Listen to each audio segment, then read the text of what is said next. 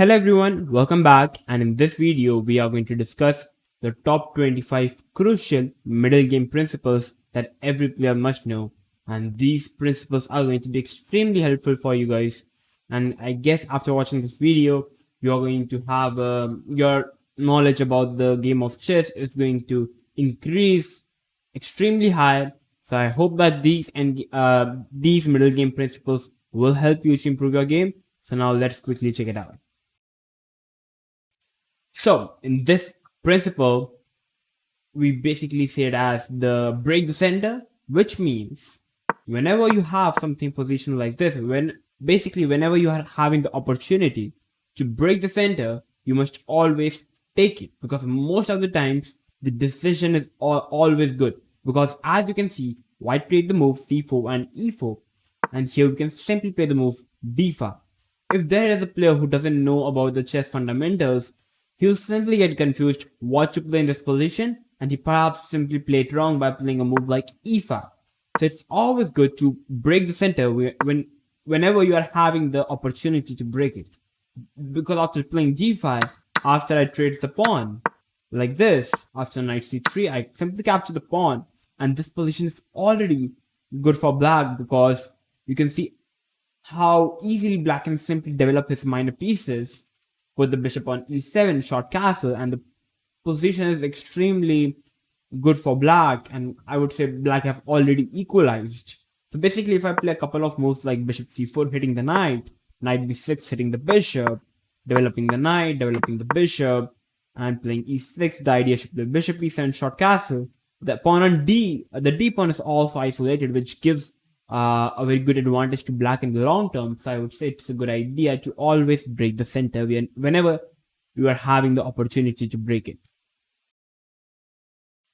Okay, in this principle, we must remove the isolated pawns whenever we can.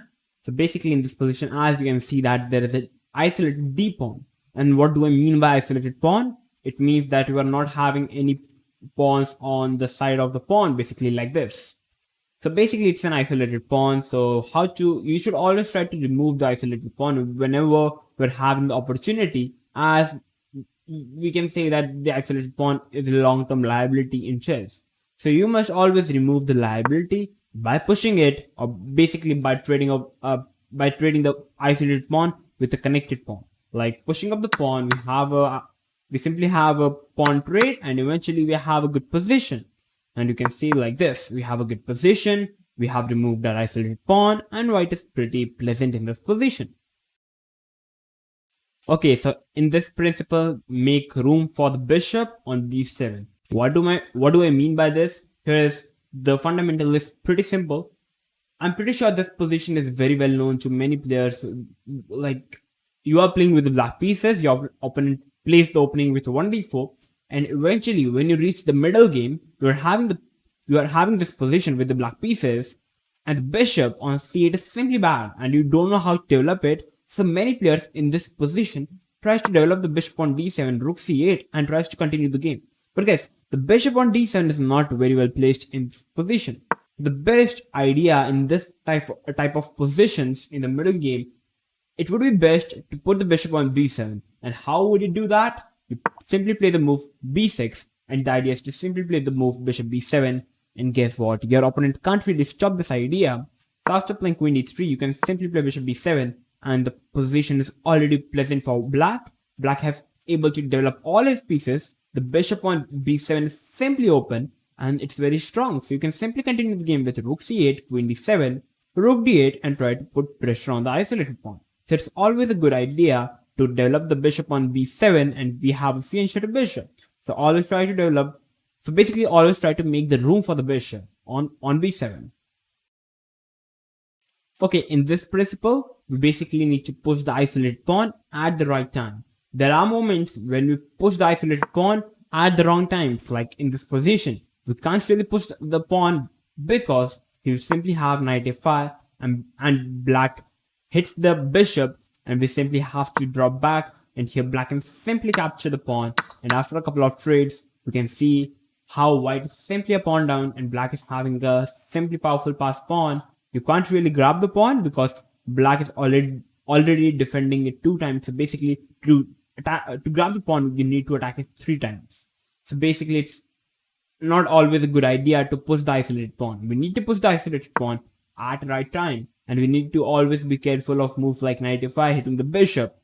So it can be really risky. So you should always try to push the isolated pawn at the right time. Okay, in this principle, try to understand checkmate patterns. What do I mean by here is, as you can see in this position, white queen on h5 is simply, I would say, harmoniously placed, and white really does want to checkmate black king. But how can white really do it? So basically, white's idea is to put the knight on g5 and simply try to mate. But in this position, black bishop can capture the knight, and it would not be a good idea, because putting the knight on g5 and the queen on h5 is a very basic idea to checkmate black king, as the bishop on a2 is also looking at the pawn on f7, so it can really be a good idea to put the knight on g5. But first we need to distract the bishop from the g5 square, so we have to play the move bishop to g5, removing the bishop, and once we remove it, we have this position, and it's very fundamental, where whenever we have something like this, it's always good for white.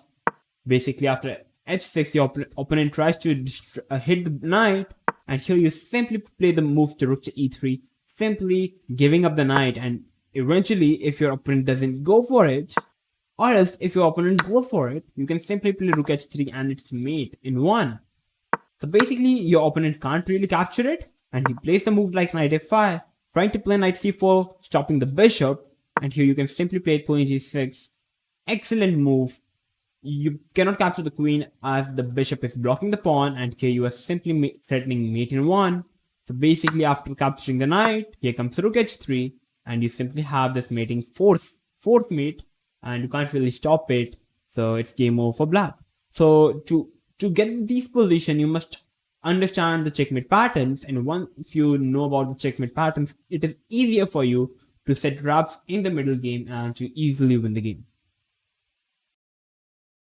Okay, in this principle, break in the center can be very strong even in the form of pawn sacrifice. What do I mean by here is, basically in this position, as you can see, there is an isolated pawn of black. So how should black try to really continue this game? What should be the correct approach of black?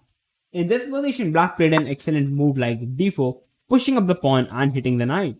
So white went for the move bishop into b7, capturing the bishop. Black is kind of forced to capture the bishop because the rook is also hanging, so capturing the knight would not be a good idea. So after queen into b7, pawn into pawn, as you can see now, black simply sacrificed the pawn, but in the exchange, black got the opportunity to centralize his pieces and get the compensation against the pawn. You can't capture the knight because the queen is hanging, so you have to move the rook, and once you move the rook, here comes the move knight to f4. And the idea is to capture the knight and threat mate in 1 on g2. So you have to play a move like d5 to stop this connection of g2 mate. So basically after pawn push, you can simply push the pawn to e5, and here black's idea is to simply play the move b4, and you can't really move the knight because the queen is hanging. So you have to move the queen, and now again still b4, and after a pawn trade, you have to move the knight. Check, and white loses the rook. So you can see how this position is now completely winning for black. Black is an exchanger. So you can see how harmoniously black sacrificed the pawn in the form of against to get a serious compensation for the pawn. So basically, whenever you see a good compensation against a pawn sacrifice, you can definitely think of it as a candidate move, and you can perhaps even implement it in your game. So it's always a good idea to get an compensation by sacrificing even a pawn. Okay, so we have this position, and the principle says put the pieces where they belong. What do I mean here by this statement here is, so there are many squares at a chessboard. There are total 64 squares. So basically, there should be an idle square for each piece. So basically in this position, I can see that the c4 square looks a very good square for black because black is having a complete control of the c4 square. or even the e4 square also looks great for black. So what should be the correct approach of black to continue the game? So black can play the move knight to b6. The idea is to put the knight to c4, and the knight on c4 would be great place. The c4 square is the most ideal square for the knight. So after a couple of moves like knight to c4, going to e7, and here after playing h3, black can even think of putting the knight to e4 because the e4 square and the c4 square are the most ideal square for the knight. As you can see, that the c4 knight is having a complete control of all the pawns. You can see there could be a many sacrifices chances in the game. So putting the pieces at their best squares is all about in a game of chess. Whenever you put a piece at the square where they belong, you would automatically would have a good position to win the game. Okay, in this principle, basically remove the queen from the opponent's rook file. What do I mean by here is white is simply in the same file as the queen. So you should always try to remove in most of the cases, you try to remove the queen so that in the future, whenever this knight moves, there won't be for example, if the knight would have been on a2, it would have been a bad idea because black can simply capture the knight in this position and the queen is hanging. So it's always a good idea to remove the queen from the same file as your opponent's rook. So always try to remove the queen from your opponent's rook file. Okay, in this principle, avoid weaknesses by covering the weak squares. What do I mean by here is, as you can see in this position, black is hoping to put the knight on e4 as I said in my previous principle that you should always try to take control of the weak squares. So basically, knight is aiming to come on e4. So you can simply stop it by playing the move bishop f3 and try to cover that square so that it will help your. Basically, it would help you to. It would help you and it would make your opponent things difficult to continue the game. Like putting the knight on e4 is not such a good idea. Well, it could have been better if the bishop would have been on e2.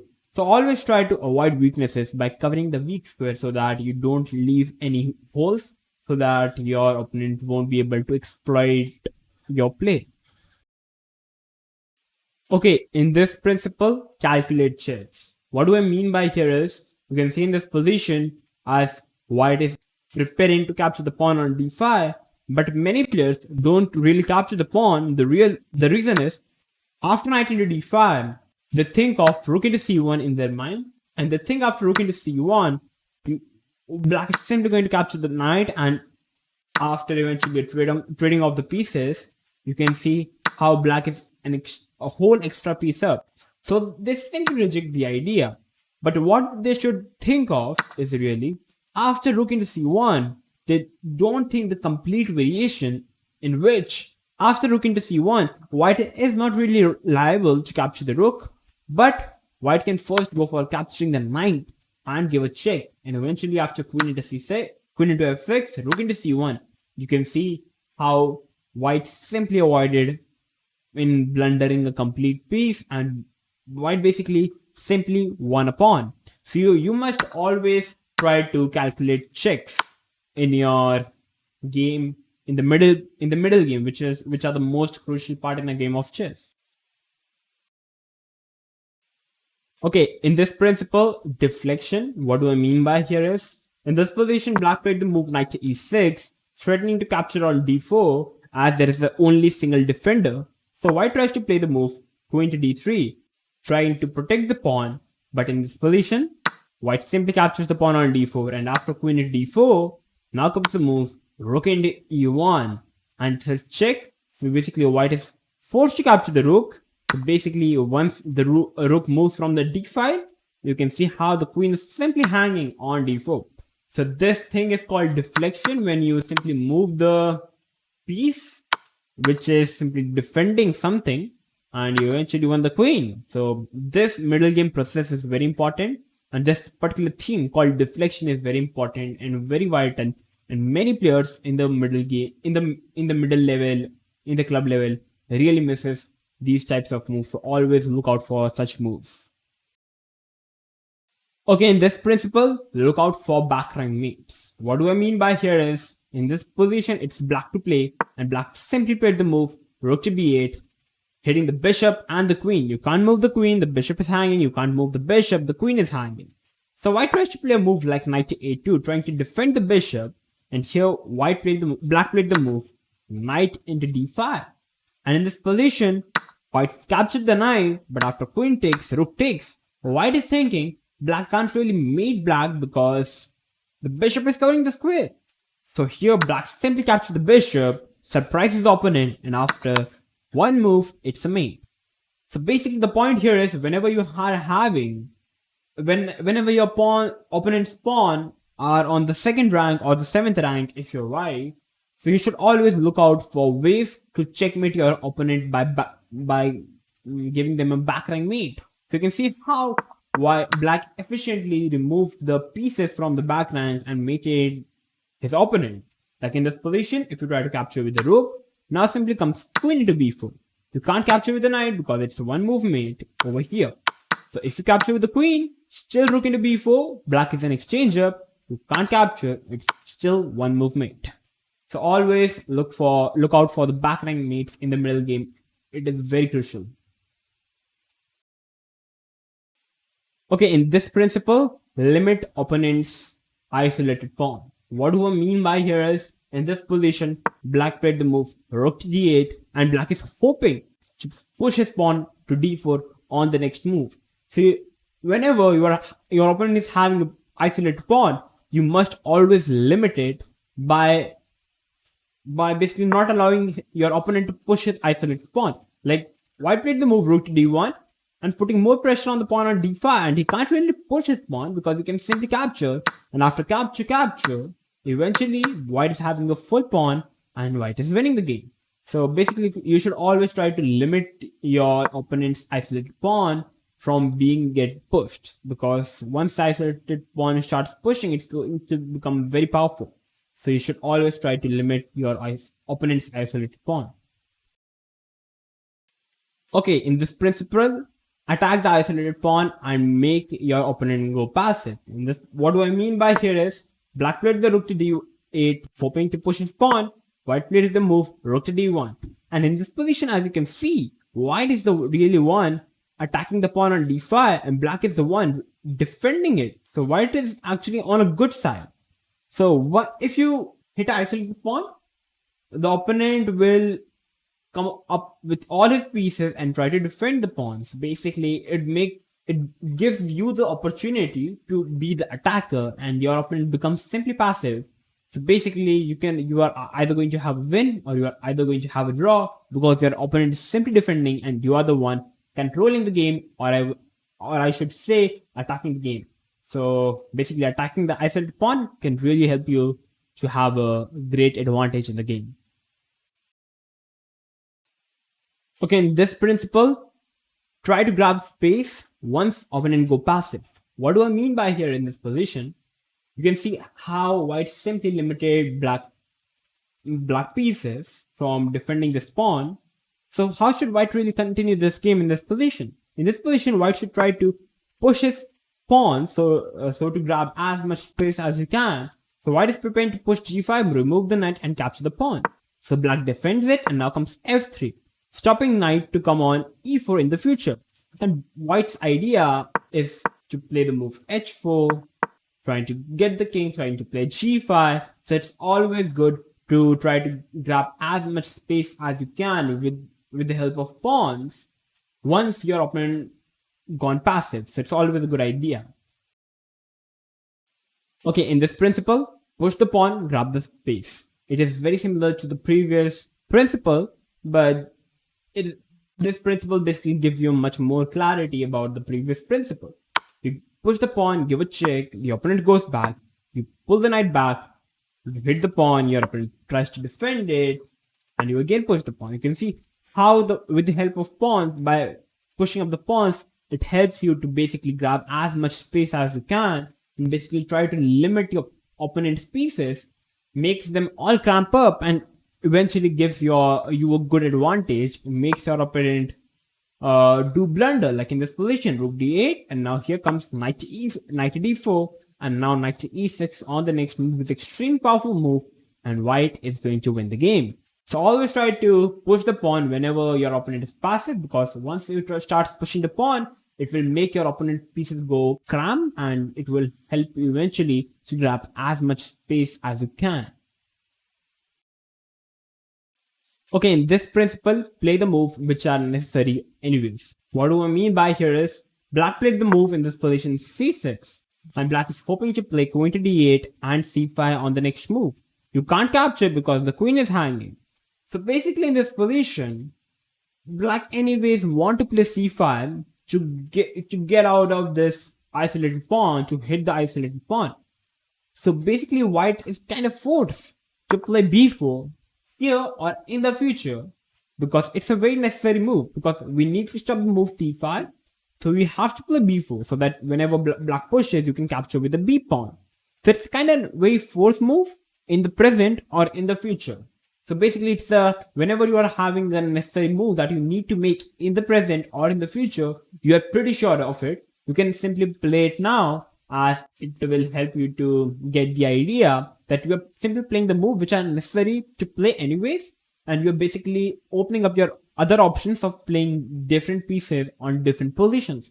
For example, if I would have played the queen over here, I wasn't sure that I want to put the queen on e2 or to somewhere else. But I have a clear mind that I want to put my pawn to b4. So on the next move, perhaps depending upon my opponent's move, I get the idea on how should I try to put my pieces.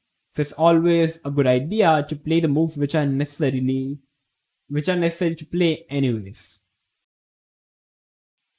Okay, in this position we have pawn deflection.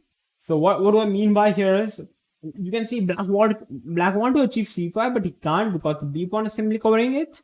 So here black can simply push the pawn to a5, defending the basically deflecting the pawn from the b4 square. And once the pawn moves, here you can simply have open c5. You can simply push the pawn. Your opponent can't capture because he loses the rook. So you have to make a random move, and you can simply capture the pawn. And you can see how these two pawns are extremely bad on the same file. This pawn is already defending these two pawns, and you basically got a free pawn, a free pass pawn. So I would say black is already better in this position, and even the pawns on the queen side are extremely hanging. This position is always good. So knowing about this fundamental of pawn deflection can really help you to improve your game. Okay, weak pawns are loose pawns. What do I mean by this principle? In this principle, we can look how white is having weak pawns on the b4 and the d4. Both the pawns are isolated. So whenever there are weak pawns, there are isolated pawns. Basically, they are the weak pawns. They are the loosest pawn. You can simply attack them, and even if white defend them, you can simply attack it again. And there are moments when the opponent have to leave this pawn, they can't really defend it. So they'll try to set up some cheap traps, but many players really fall for it, like capturing the pawn. But eventually, like this, it can be really dangerous for black in this position. So you must always defend first, like playing a move like f6. And now you can see how this pawn is already being dead. So white really can't defend it. So even if it tries to defend, you can simply capture, and you are simply having a good position. So basically, weak pawns are loose pawn. So yeah, isolated pawn or the weak pawns are the loose pawn because they can easily be attacked by the opponent, and you can simply win the game. Okay, we have this position. So the principle says protect the base pawn. What do I mean by here is, it's right to play, and white played rook to d1 check. Black played king c3 and gave a counter check. White plays the move rook king to g5, and the idea is to capture the pawns and try to make his queen. So black plays the move rook to d4, rook to d4, a very logical move, trying to hit the rook. White really can't hit the rooks because black's pawn are much faster in this position to promote to a queen. So basically, white have to remove the rook from trading the rooks, and once white rook's move, white is currently hitting the pawn. So there are many players who tries to push the pawn, try to do something about this pawn. But what they should really do here is they should try to protect the g6 pawn, because that is the main base pawn of the pawn chain, because there are 3 pawns here, and the base pawn which is defending both the other 2 pawns are the base pawn. Basically, you should always try to defend the base pawn, so that in this case, if white even captures the b7 pawn, you can simply try to push your another pawn, and eventually you can still win the game. So to always try to defend the base pawn, because it would help your opponent. Basically, it would help you from your opponent in simply getting the wins. And basically, it is a very crucial principle that many players don't even know. So you should always try to follow this principle. Okay, in this principle, the principle says power of isolated pawn and space advantage. So what do I mean by here is, white plays a move like e4, e6. We have this French. White plays knight b2, c5, knight f3, a6. We have this position, and we have the isolated pawn. So what should be the evaluation of this position? Why black is having an isolated pawn? So how should black really try to continue this position? So basically, what do I think in this position here is, definitely you are having an isolated pawn, but eventually the isolated pawn helps you to give more space in the center. It helps you to grab more space in a board of chess, and it also helps you to develop your minor pieces much faster. So overall, having an isolated pawn can be good in the short run if you try to make a good use of it. It can be dangerous once you reach the end game, but in the opening phase, I would say that isolated pawn has its own benefit. It helps you to give space in a game of chess, and it would also help your minor pieces to develop rapidly. So isolated pawn is having a huge power, and it also gives you the space advantage.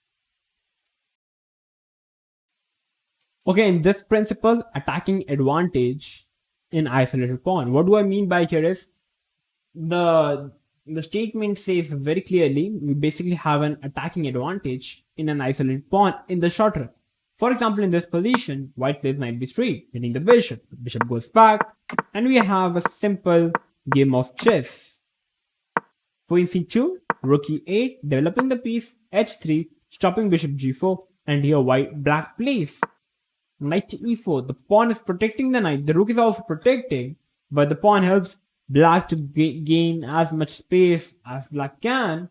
So eventually, soon you can realize how black even developed the queen to f6, hitting the bishop. Bishop goes back, and you can see how I would definitely say black is the one on the driver's seat, taking a good initiative in hitting this white king. So I would say black is the one hitting the white king, and black is the one having the good chance of attacking in this position. So definitely. So basically, the statement is very clear. The principle is very clear. Whenever you are having an isolated pawn, try to attack your opponent king. It can easily be attacked because the isolated pawn is eventually going to help you. Okay, in this principle, it's all about calculation and tactics, which is very essential part in the game of middle game. I won't say middle game, but in every level of chess, in every phase of chess. Basically, after queen f6, white played the move bishop e3. So how should white try to continue this position? You can pause the video and try to find the move. Bishop into h3, black plays the move, bishop into h3. It's an extremely powerful move. You have to capture. Queen check, king move, bishop check, knight takes, queen to d6, threatening mate in 1, and you can't really capture with the bishop or with the pawn. You have to capture with the knight, because here comes knight check, and you lose the queen. The opponent loses the queen, so the opponent have to capture with the knight, and now comes queen d6, threatening mate in 1. So white tries to defend it, and now comes queen e6, threatening mate in 1. Means not mate in 1, but the h3 pawn is the most crucial pawn. So white defends it, and now we have such position like this. And here, if knight g1, now comes knight g3 check. And white again loses the queen. So if you want to have a good position, you must always look out for tactics and calculation. In the middle game, there could be tactics anywhere you can't even think of. You should always have an open mind. You should always look out for tactics. But for I think I would give you a recommendation to improve in tactics part. You can solve puzzles on leeches on chess.com. It will eventually help you to improve your calculation skills extremely. So calculation are the most tremendous part in a game of chess. So in this principle, it says queen plus bishop diagonal attack. It can be very powerful. What do I mean by this statement here is, it is black to play, and you can see how black is having this position. So how should black continue this position? There are many players, things, who simply continues the game very, very peacefully, like rook c8, continue this game very slowly and steadily, playing something like this. But guys, it's not the best idea to continue the game. You can take control of the game by putting the bishop to b8.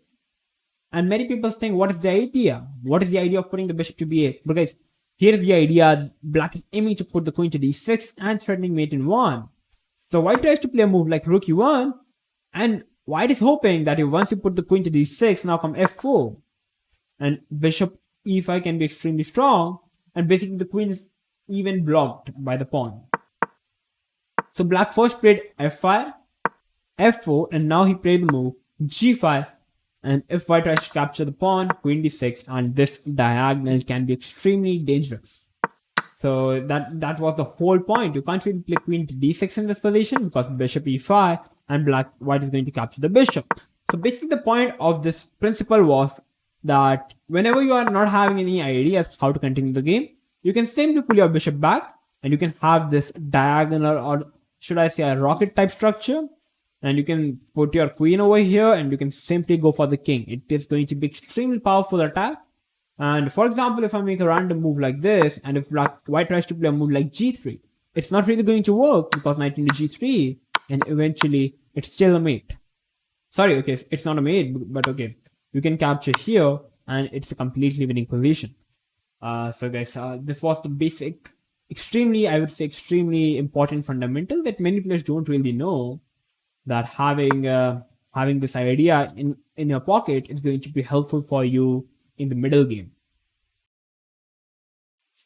Okay, so coming to the last principle, the last and the least, bishop belongs to the open diagonal. What do I mean by this statement? Here it's white to play, and white played the move queen b3, hitting the knight, and black simply captured the knight. So first, I told you guys that you should always try to capture towards the center. So you should always try to capture with the b pawn. But okay, white played the move bishop c4, hitting the pawn on f7. So you can't really defend if you try to move the knight, it's not a good idea, because I guess it's going to be extremely bad for black king. As you can see, it's extremely bad. So basically at the place of removing the knight, black have to play e6. And after pawn takes, bishop g7. What should you try to play in this position from the white side? There are many players, simply castle. Guys, it's not the best idea.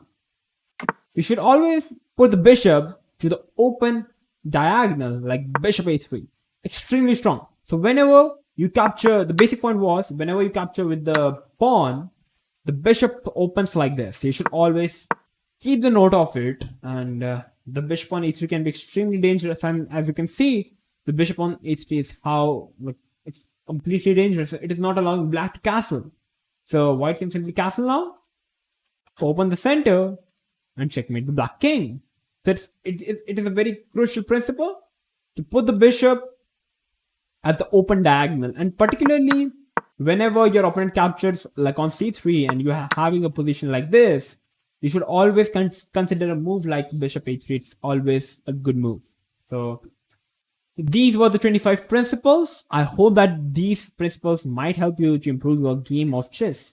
If it does, guys, then make sure to like the video, subscribe to our channel if you are new to our channel, and make sure to share this middle game principles, 25 crucial middle game principles, to everyone.